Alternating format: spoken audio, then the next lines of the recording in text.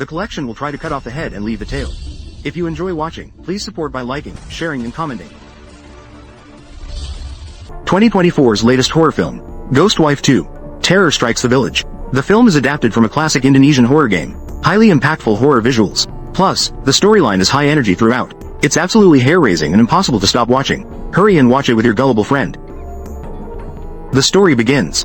A remote village in Indonesia experiences a deadly plague. In just a few days, many villagers died tragically. Villagers, following tradition, marked the house where the whole family died suddenly with red paint. But just as he turned to leave, the lights in the room unexpectedly turned on by themselves. The villagers were frightened upon seeing this. Yet they mustered the courage to go inside and turn off the lights. Unexpectedly, in a moment of distraction, they kicked over a can of red paint at their feet. Strangely, the paint that spilled onto the ground, a shape resembling a pair of feet suddenly appeared. But the villagers clearly did not see even half a silhouette. This scene terrified him, and he hurriedly fled the haunted house. At this time, the villagers in the area were still unaware. The reason this place is haunted, it is actually related to the medical team that recently arrived to treat the plague. The plague has caused the death of half the population in the village. The government sent a medical team composed of 5 people. Among them, 3 girls were responsible for caring for the patients and identifying the cause of the illness. The remaining 2 boys were responsible for burying the bodies.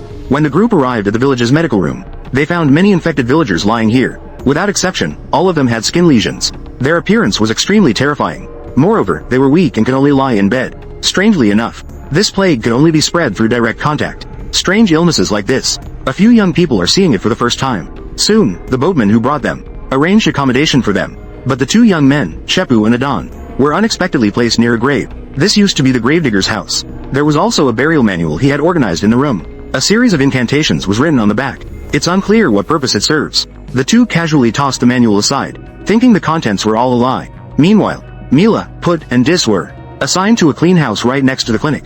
Keccikaui. As soon as Put stepped inside, she found an opened black umbrella in the room. The saying goes, no one stays in the rain at night, don't use an umbrella indoors. Could this black umbrella hold negative energy? But Put didn't think much of it. CP District. Egan Ans. With good intentions, she set it aside. Little did she know, she had unintentionally violated the village's taboos. A disaster was about to strike. Sure enough, that very night, Put was unexpectedly ambushed by a patient in the clinic. She immediately recognized that the person was the village gravedigger. However, the gravedigger did not intend to harm Put. He even tried to convey something very important to her. Unfortunately, due to the severity of his condition, he could only utter the words, burial. Then he slipped and fell to the ground. He seriously injured the back of his head. When her companion Mila rushed into the sound, she happened to see this scene. Although she promptly took emergency measures, in the end, she was unable to save the gravedigger's life. He was the 4th death today. At the same time, their companion Dis also encountered something strange. At that moment, she was putting on a white robe, praying for the sick villagers in the room. Instead, she saw a body wrapped in a burial shroud. It was banging against the glass outside. But when she boldly walked over to check, she found nothing outside. She thought maybe she was just too tired and hallucinating. So I was ready to take off my white robe and rest. Unexpectedly, the body suddenly appeared in front of her. Dis looked through the white cloth. She vaguely saw a silhouette in front of her. Frightened, she quickly tore the cloth off her body. But at that moment, there was still nothing in front of her. Now she couldn't even be sure whether that scene just now was real or an illusion. Such an exciting plot. I must share this with my girlfriend. Are you still watching movies alone in solitude? Why not try and explore? Go online and precisely locate single beauties in the same city. The profiles are rich and 3-dimensional. If you like, swipe right to chat. No more talking, I'm going to check out some cute girls. However, there are more people encountering strange happenings tonight. It's not just those 3 girls. The 2 young men living by the cemetery are also not spared from the ghostly disturbances. Chepu, who was asleep, was startled awake by a series of knocks on the door. He got up and asked who was outside, but the only response he got was a continuous series of knocks. When Chepu opened the door with a flashlight, he found that there was nothing outside except for the vast cemetery. To find out who was knocking at midnight, Chepu took out a match and lit the torch in front of a grave. However, he was only focused on what was ahead, completely unaware that behind him were numerous bodies wrapped in burial shrouds. Who's there?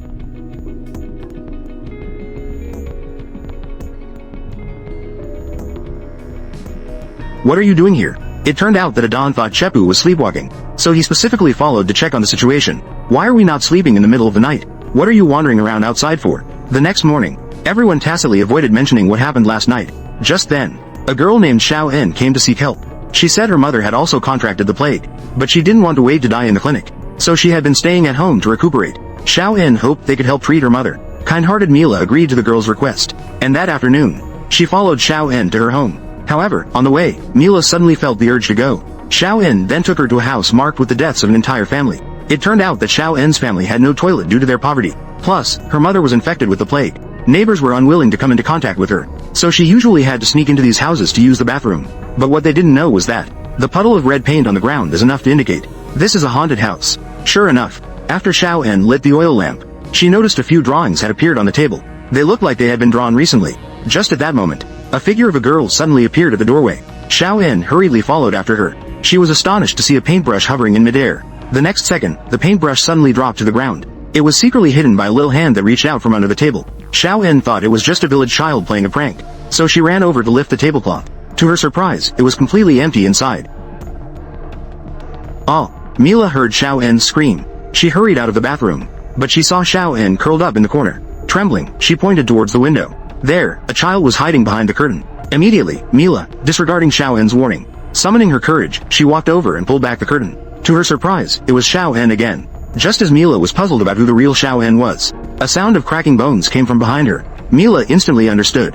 The Xiao En behind her was the fake one. Sure enough, the fake Xiao En transformed into a fierce ghost and lunged at the two of them. Seeing this, Mila immediately grabbed Xiao En and they ran frantically. It wasn't until they reached Xiao En's home that they both finally sighed in relief. Once they stepped inside, Mila saw Xiao En's mother combing her hair. She didn't seem to be very sick at all. It was just the open umbrella behind the door. That made Mila feel somewhat uneasy. However, when she set down her backpack and sat in a chair to rest, she didn't notice at all that the woman behind her had already stood up, and in the blink of an eye, the woman transformed into a corpse slumped against the doorframe. Meanwhile, Mila remained completely unaware, until Xiao En told her that her mother was in another room. Only then did Mila realize something was off. She hurriedly got up and looked behind her, but there was not even a shadow. Mila didn't tell Xiao En about what she had just seen. She pretended like nothing had happened while treating her mother. Unfortunately, Xiao En's mother was already gravely ill. There was really nothing that could be done. Fortunately, she seemed to be psychologically prepared. She even said that after she died, she wanted to be buried with her husband. Xiao En was very sad, but she could only accept this fact. But just as she was seeing Mila out the door, she suddenly whistled. Xiao En, why are you whistling tonight? This is our way to commemorate the dead. Mila didn't expect that the village had such strange customs. Then she remembered that black umbrella again. It was only after her inquiry that she learned that the village had always believed opening an umbrella wards off bad luck. This is exactly the opposite of outside customs. Thinking of the strange occurrences over the past few days, Mila suddenly felt a chill down her spine, because she recalled that on their first day there, Put had personally put away the black umbrella in the room. Mila was worried that this might put her in danger, so she immediately ran towards the medical room. Unfortunately, it was too late. It turned out that during the time she was away, Dis discovered that the medical supplies were nearly depleted. She arranged for Chepu and Adan to find a place with phone signal. This was to contact the boatman to bring medicine, but the two of them kept searching until evening. Only then did they find a signal near the well. Just at that moment, Chepu, who was nearby taking a dump, asked Adan to help him fetch a bucket of water to clean up. Adan, feeling helpless, had no choice but to quickly send a message to the boatman. Then he threw the bucket into the well, because he was unaware of the village customs. Adan unexpectedly whistled a few times. To his surprise, it attracted a response from the spirits. This startled Adan quite a bit, but after noticing that nothing else was amiss, Adan boldly whistled a few more times. This time he clearly heard. The well echoed back an identical whistle, and the bucket was stuck inside too, as if something was pulling it. No matter how hard Adan tried, he couldn't pull the bucket up. He didn't know how long it had been. When he finally managed to pull the bucket up, he found it was empty. Adan's first reaction was that he had encountered a ghost. Chepu, hurry up. He noticed something in the well was mimicking his voice. Adan immediately told Chepu about it. Chepu initially didn't believe it, but at that moment, he discovered a corpse peeking at him while he was using the bathroom. Chepu let out a terrible scream. Then he pulled up his pants and ran. The two hurried to find their companions Dis and Put. After learning about their encounter, Dis analyzed. There are still so many people in the village. The ghost has no reason to focus solely on them, unless they did something that other villagers had not done. Put recalled what the gravedigger had said before his death. He mentioned the word, burial. Perhaps this is related to the body that Adan and the others buried. Although everyone accepted this explanation, they still could not find the reason for the ghost's appearances. At that moment, Dis suddenly realized Mila had not returned yet. Now the village is being haunted. Dis decided to take the two boys to find Mila. Put continued to stay in the medical room to look after the patients. But Dis could never have imagined that this decision would cost Put her life. Because shortly after they left, Put suddenly heard a sound coming from the morgue. This made her mistakenly believe there was a seriously ill person inside. So she took an oil lamp to the morgue to check the bodies. As expected, there were only dead bodies inside. Just as she was wondering where the sound was coming from, a group of bodies wrapped in burial shrouds suddenly appeared beside her. Put was terrified by this scene and screamed repeatedly. She immediately tried to crawl and roll away from there. However, the door of the morgue slammed shut automatically with a bang. Help, help, help. Dis, save me. Accompanied by Put's wailing, These vengeful spirits gradually closed in behind her. When she finally mustered all her strength to open the door, she had barely taken a few steps out, when she suddenly lost control and fell to the ground. Then an invisible force forcibly pulled her back towards the morgue. Put struggled desperately, but it was of no use. She even knocked her chin on the threshold. When a few of them brought Mila back, they discovered that Put had already become a corpse. Although they were heartbroken, they could only accept reality. They immediately wrapped Put's body in a burial shroud in preparation for the burial. Just then, Adon finally received news from the boatman, indicating that he would arrive at the village wharf that night. Dis was worried that the boatman might get lost, so she decided to go to the wharf to wait for him. But by nightfall, they still had not seen the two return. At that moment, Xiao En came here again. It turned out that her mother had already passed away. Mila decided to honor Xiao En's mother's last wish, to bury her with her husband. But Mila was horrified to discover that almost everyone else had died mysteriously that night. The entire village was left with only a handful of them alive. Upon seeing this, Mila immediately arranged for Adon to go to the well to contact the boatman, and have him bring the boat over as soon as possible. Just as Adon was urging the boatman at the well, a fierce ghost suddenly emerged from the well, dragging him down. Meanwhile, Chepu was digging Xiao En's father's grave, when he discovered a strange phenomenon. Normally, the deceased are buried with their heads facing the tombstone, but here it was the opposite. Seeing this scene, Chepu couldn't help but think of the burial manual he had discarded. He sensed that there was important information he had overlooked inside, so he immediately returned to the room to retrieve the manual. Sure enough, he discovered the reason for the haunting in the village. The feet should be facing the tombstone, not the opposite. If you break the rules, this village will be doomed. Chepu never expected that the haunting in the village was caused by him. He regretted not following the requirements to bury the body earlier, but it was too late. At that moment, the ghost has taken on the appearance of Xiao En's parents. It lures Xiao En to come closer, then suddenly reveals its true form right in front of her. Fortunately, Chepu shows up just in time to take Xiao En away.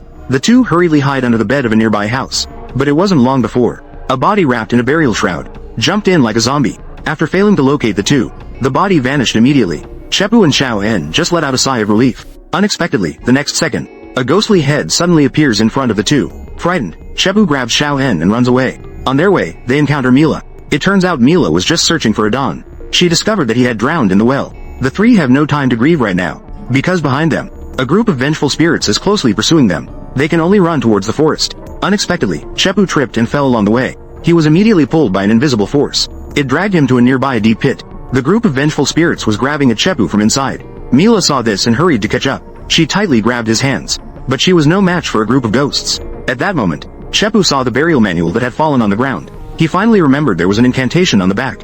At this point, Chepu had no choice but to take a gamble. He asked Xiao En to read the incantation out loud. Surprisingly, after Xiao En finished reciting the incantation, the group of vengeful spirits actually turned into a wisp of smoke. They dissipated into the air. The three survivors arrived at the dock just in time. They were finally able to board the boat and leave. So, where did Dis, who went to the dock to fetch the boatman last night, go?